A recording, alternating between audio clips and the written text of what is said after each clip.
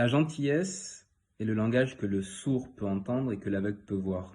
Cette citation me plaît beaucoup et elle évoque la part non verbale dans la communication et notamment en termes de coaching, ce que l'on appelle l'alliance.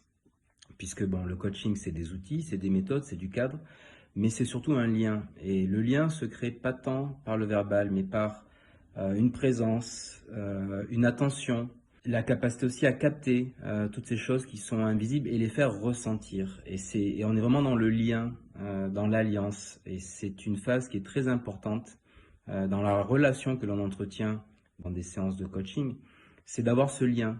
Et l'écoute active que l'on développe, la capacité à être pleinement présent et centré vraiment sur le coaché, ressentir et transmettre notre disposition à l'écouter, à accueillir, permet de transmettre et de toucher du doigt ces équilibres qui sont bien moins visibles et que la parole ne permet pas toujours de mettre en évidence.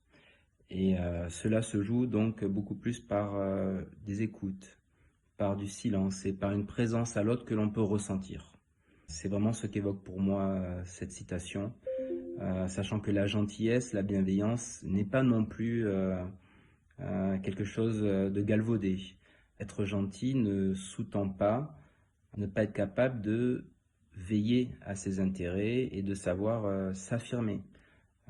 D'où les notions aussi d'assertivité que l'on développe dans le cadre du coaching. On peut être gentil tout en étant fort.